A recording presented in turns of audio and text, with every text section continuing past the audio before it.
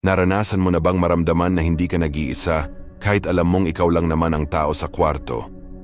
Yung pakiramdam na may nakamasid, may nakikinig sa bawat galaw mo, sa bawat bulong ng isipan mo. Kung oo, malamang maiintindihan mo ang kwento ko. Kung hindi pa, hayaan mong dalhin kita sa isang lugar kung saan ang katahimikan ay may kasamang tinig. Ako si Leo, isang freelance writer. Kalilipat ko lang sa isang lumang apartment building sa Maynila. Mura ang upa, malapit sa lahat ng kailangan ko, at higit sa lahat tahimik. Perpekto para sa trabaho ko. Yun ang akala ko. Sa unang linggo, langit ang pakiramdam. Nakakapagsulat ako ng walang istorbo.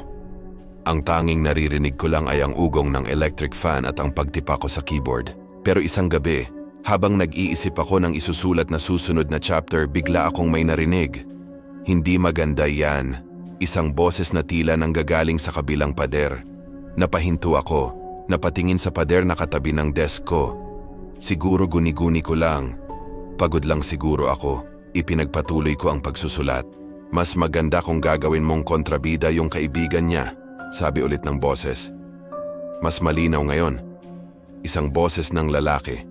Kalmado pero may bigat. Sinong kausap nito? Baka may kapitbahay akong writer din? O baka naman nanonood lang ng pelikula? Pero ang kakaiba, eksakto sa iniisip ko ang sinasabi niya.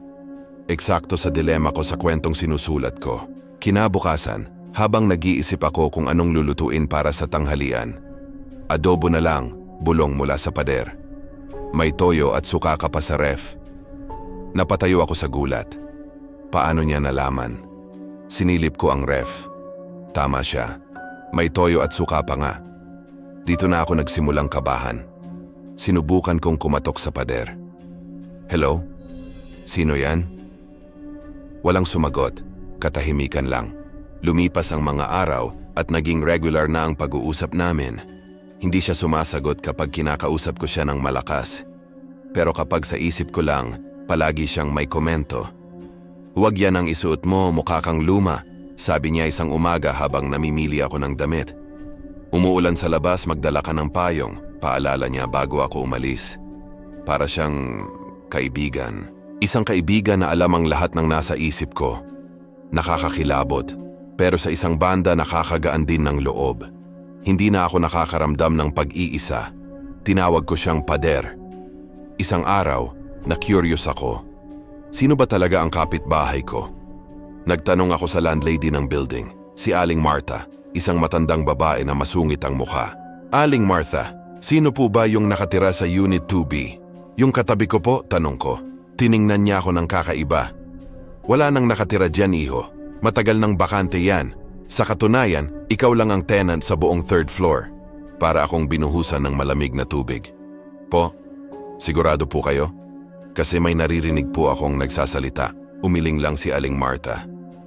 Baka pusa lang yan. O baka naman sa isip mo lang yan. Mag-isa ka lang kasi dyan. At tinalikuran na niya ako.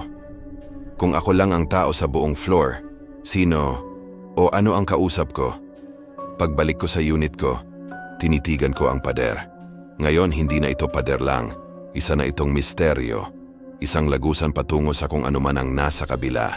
Sa isip ko, tinanong ko, sino ka ba talaga? Matagal bago siya sumagot. At nang sumagot siya, hindi na ito ang kalmadong boses na nakasanayan ko. May lungkot, may pait. Ako yung dating nakatira dito, sagot niya. Nanlamig ang buong katawan ko. Anong nangyari sa'yo? Masyado akong nag-iisa, sabi ng boses. Kinain ako ng lungkot. Dito mismo sa kwartong yan, walang nakakaalam. Walang nakakarinig hanggang sa huli. Bigla kong naunawaan ang lahat. Ang multo sa kabilang pader ay hindi isang masamang espiritu. Isa siyang kaluluwang naligaw, isang taong namatay sa kalungkutan na ang tanging gusto lang ay may makausap. Kaya ngayon, pagpapatuloy niya, ayokong maranasan mo ang nangyari sa akin. Kaya nandito ako, nakikinig. Kinilabutan ako, pero kasabay nito, may awa akong naramdaman. Ang pader na kinatatakutan ko ay hindi pala banta. Isa pala itong babala.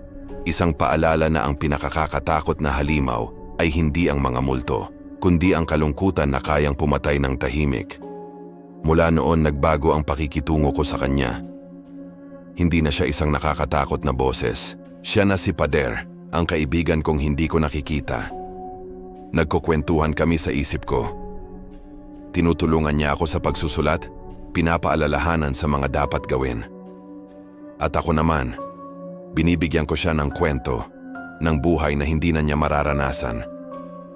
Isang gabi, habang tapos ko na ang isang nobela, sinabi ko sa kanya sa isip ko, "Salamat sa tulong mo, Pader."